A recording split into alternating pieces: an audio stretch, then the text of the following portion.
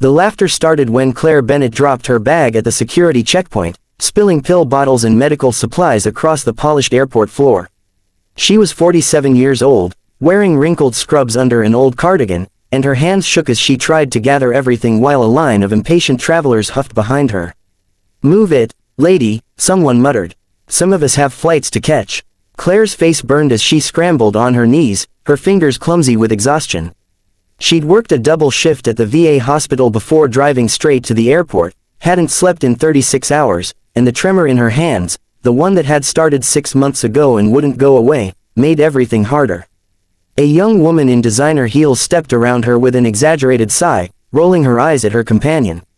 "Can you believe this?" the woman said, loud enough for everyone to hear.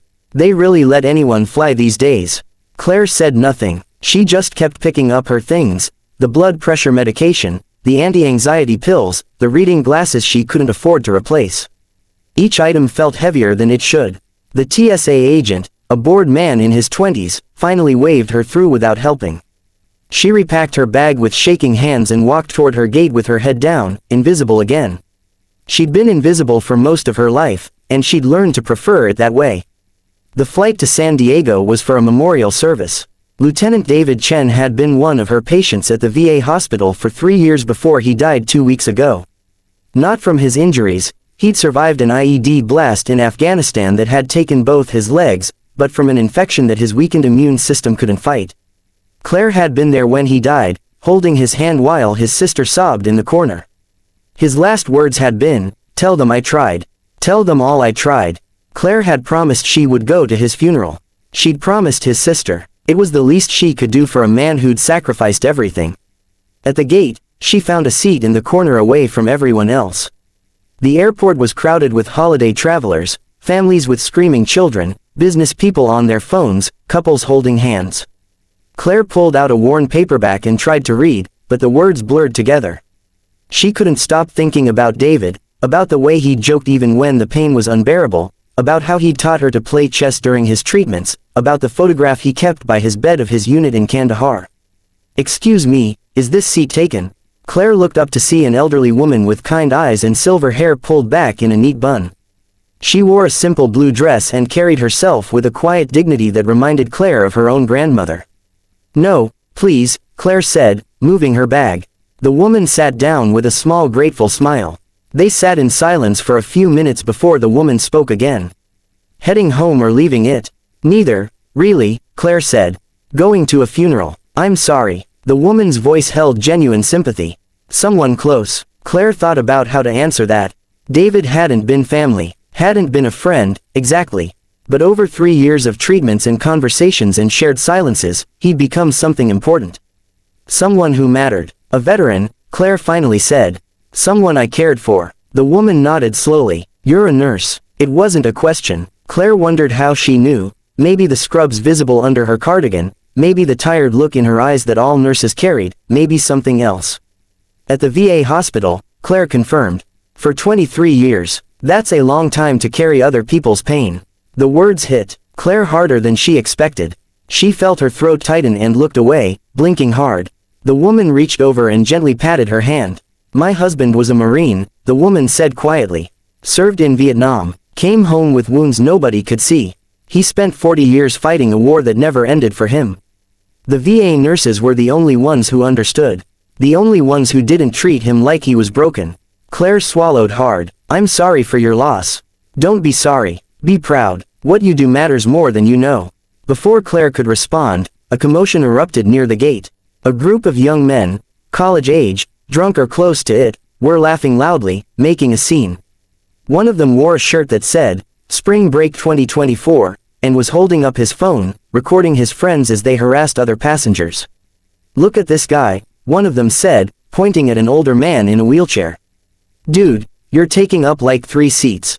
The man in the wheelchair, probably in his 70s, wearing a Vietnam veteran cap, said nothing. Just stared straight ahead with the 1,000-yard stare Claire had seen too many times.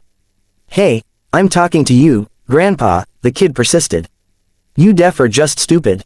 Claire felt something crack inside her chest. She stood up before she realized what she was doing. "Leave him alone," she said.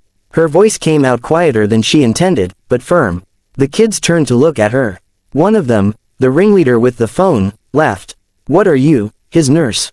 You gonna give him a sponge bath?" His friends erupted in laughter. Claire felt her face burn again, felt the familiar shame rising, but she didn't back down. "He's a veteran," she said. "Show some respect." "Oh, here we go," another one said. "Respect this, respect that." Maybe if he wanted respect, he shouldn't have lost whatever war he was in. The elderly woman beside Claire stood up too, her face pale but determined. "You boys should be ashamed of yourselves." "Sit down, Grandma," the kid with the phone said. "This doesn't concern you." But other people were starting to pay attention now. A businessman in a suit was frowning at the kids. A mother with 2 children was filming them on her phone. The veteran in the wheelchair still hadn't moved, still stared straight ahead like he was somewhere else entirely.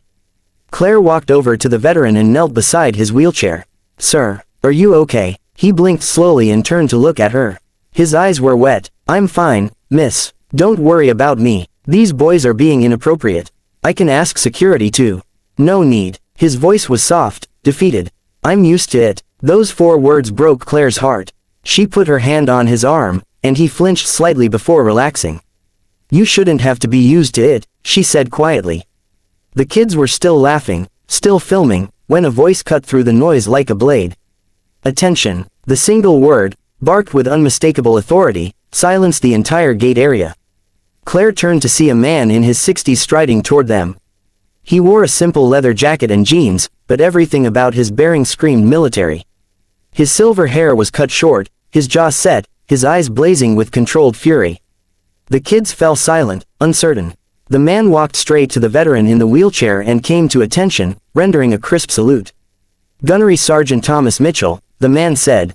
"United States Marine Corps. It's an honor, sir." The veteran in the wheelchair straightened, some light returning to his eyes. He returned the salute with a trembling hand. "Second Lieutenant Raymond Foster, 1st Infantry Division." The man, Mitchell, held his salute until Foster lowered his hand. Then Mitchell turned to face the group of kids, and Claire had never seen anyone look more dangerous while standing perfectly still. "Do you boys know what you just did?" Mitchell's voice was quiet, but it carried through the entire gate area. "You just disrespected a man who fought in Vietnam. A man who put his life on the line so entitled little punks like you could grow up free enough to act like assholes in an airport." The kid with the phone tried to muster some bravado. "Hey man, we were just..." "Shut your mouth," Mitchell said, and the kid's jaw snapped shut. "You don't speak unless I tell you to speak. Is that clear?" The kids nodded, suddenly looking much younger and more scared. Mitchell turned back to Claire, who was still kneeling beside Foster's wheelchair. "And you, ma'am, thank you for standing up for the lieutenant. That took courage." Claire shook her head. "I didn't do anything. You did more than most." Mitchell glanced at her scrubs, at the hospital ID badge still clipped to her cardigan. "VA nurse." "Yes, sir." Something shifted in Mitchell's expression, a softening, a recognition. "How long?" 23 years. Mitchell was quiet for a moment. Then he did something that made Claire's breath catch. He came to attention and saluted her. "On behalf of every veteran you've ever cared for," he said, "thank you for your service." Claire felt tears spring to her eyes. In 23 years, no one had ever thanked her like that. No one had ever saluted her. She tried to speak but couldn't find words. The elderly woman who'd been sitting next to Claire stepped forward. "General Mitchell," she said softly. Mitchell's formal bearing broke into a warm smile. "Helen, I thought that was you. You know each other?" Claire managed to ask. "General Mitchell served with my husband in Vietnam," Helen explained. "They stayed friends for 50 years. Mitchell nodded, his expression sobering. "I was at Jim's funeral last year. He was a good man, Helen. One of the best. He always spoke highly of you," Helen said. Then she looked at Claire. "General Mitchell is a 4-star general. Retired now, but he commanded the 1st Marine Division." Claire felt dizzy. This man, this quiet, angry, honorable man, was one of the highest-ranking officers in the Marine Corps. And he'd just saluted her. Mitchell turned to address the entire gate area, his voice carrying that same commanding authority. "I want everyone here to understand something. This woman," he gestured to Claire, "has spent over 2 decades caring for our nation's veterans. She works long hours for little pay, dealing with trauma and pain and suffering most people can't imagine. She holds the hands of dying soldiers. She listens to their stories. She treats them with dignity when the rest of the world has forgotten them. He paused, letting his words sink in. Claire wanted to disappear, wanted to tell him to stop, but she couldn't move. VA nurses don't do it for glory, Mitchell continued. They don't do it for recognition. They do it because they believe these men and women deserve quality care. They do it because they understand that serving those who served is one of the highest callings there is. He turned back to Claire. What's your name, ma'am? Claire Bennett, she whispered. Claire Bennett, Mitchell repeated, then raised his voice. Everyone here needs to remember this name. Remember this woman, because while you were mocking her for dropping her bag, she was probably thinking about the veteran she just lost. While you were judging her for looking tired, she was exhausted from working a double shift taking care of men and women who sacrificed everything for this country. The airport gate was completely silent now. Even the kids who'd been causing trouble looked ashamed, staring at their feet. Mitchell looked at Claire with an intensity that made her want to cry. I lost my legs in Iraq, he said quietly, pulling up his pant leg to show a prosthetic. Spent 8 months at Walter Reed. The nurses there saved my life, not just physically but mentally. Gave me a reason to keep fighting when I wanted to give up. I know what you do, Nurse Bennett. I know what it costs you. And I want you to know that it matters. It all matters. Claire couldn't hold back the tears anymore. They spilled down her cheeks as Mitchell reached out and shook her hand firmly. Thank you, she managed to say. Thank you for understanding. No, ma'am, Mitchell said gently. Thank you, for everything you've done and everything you'll continue to do. Lieutenant Foster wheeled himself closer. She defended me, he told Mitchell. Stood up to those boys when no one else would. Mitchell nodded. That doesn't surprise me. True courage isn't always loud. The businessman in the suit approached hesitantly. I'm sorry I didn't say anything earlier, he said to Claire. To those kids, I mean. You were braver than I was. I should have helped too, a woman said from nearby. I'm sorry. Others began apologizing, began thanking Claire, and she felt overwhelmed by it all. Helen took her hand and squeezed it gently.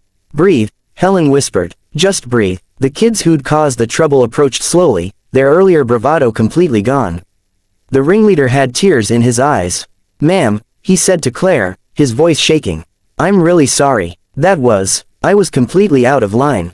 We all were. He turned to Lieutenant Foster. Sir, I apologize. There's no excuse for how we acted. Foster studied him for a long moment, then nodded slowly. You're young. You made a mistake. Learn from it. I will, sir. I promise. The gate agent announced boarding for the San Diego flight. As people began to line up, Mitchell pulled Claire aside. The veteran you're going to memorialize, he said. What was his name? Lieutenant David Chen, Claire said. He was in the army. Lost both legs to an IED. Died from an infection 2 weeks ago. Mitchell's expression tightened. I knew David. Not well, but I met him at a veterans event last year. He was a good soldier. A good man. He was, Claire agreed, her voice breaking. He deserved better than the ending he got. He deserved a lot of things, Mitchell said. But he got something important. He got you. Someone who cared about him, who treated him like he mattered. That's not nothing, Nurse Bennett. That's everything. Claire wiped her eyes. I feel like I should have done more. We always feel that way, Mitchell said. But you did what you could. You showed up. You cared. You were there when he died. Do you know how many veterans die alone, forgotten? You gave him something precious. He reached into his wallet and pulled out a card. This is my personal number. If you ever need anything, if the VA gives you trouble, if you need someone to advocate for your patients, anything, you call me.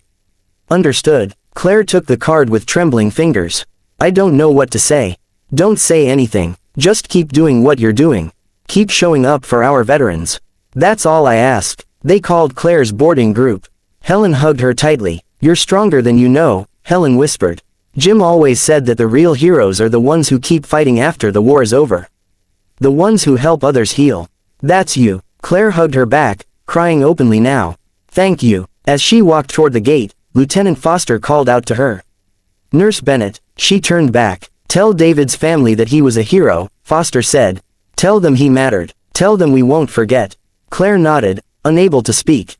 On the plane, she finally allowed herself to cry fully, silently, tears streaming down her face as the reality of the last hour washed over her. The mockery, the defense, the salute, the recognition, it was too much to process. But underneath it all was a feeling she hadn't experienced in years, the feeling that what she did mattered, that her life had meaning beyond the exhaustion and heartbreak. She thought about David, about his smile and his terrible chess strategy and the way he'd called her, Doc, even though she wasn't a doctor. She thought about all the veterans she'd cared for over 23 years, the ones who'd survived and the ones who hadn't, the ones who'd thanked her and the ones too broken to speak. She thought about the young men and women still fighting invisible wars in their minds, still struggling to find peace. And she thought about General Mitchell's salute, about the way he'd looked at her with understanding and respect. About how he'd seen her when the rest of the world looked right through her. When the plane landed in San Diego, Claire gathered her things slowly, carefully. Her hands still shook, but it felt different now. She walked through the airport with her head up for the first time in months, maybe years. At David's memorial service the next day, she stood before his family and his fellow veterans and told them what Lieutenant Foster had asked her to say. That David was a hero. That he mattered. That he wouldn't be forgotten. And when she added her own words, about his kindness, his humor, his courage, she spoke clearly and strongly, no longer invisible, no longer ashamed of the tremor in her hands or the tears on her cheeks. He taught me to play chess, she said. And he taught me something more important, that the quietest people are often fighting the hardest battles. That showing up every day, even when it's painful, is its own form of heroism. That caring for others when you're broken yourself takes a strength most people will never understand. She looked out at the crowd, at David's sister who'd thanked her for being there, at the veterans in their uniforms and wheelchairs, at the families who'd lost so much. David told me once that he fought so others wouldn't have to, Claire continued. I want you all to know that I'm still fighting for him. For all of them, and I won't stop. Later, David's sister pressed something into Claire's hand, David's dog tags. He would have wanted you to have these, she said. You were there for him when it mattered most. Claire closed her fingers around the cold metal and felt something settle in her chest. Purpose, meaning, the knowledge that despite everything, despite the exhaustion and heartbreak and trembling hands, she was exactly where she was supposed to be. The quiet nurse who'd been mocked in an airport was quiet still. But she was no longer invisible, no longer alone in her fight. She was a warrior in her own right, fighting battles no one could see, saving lives in ways that couldn't be measured. And finally, after 23 years, she understood that her service mattered just as much as any soldier's. Maybe even more.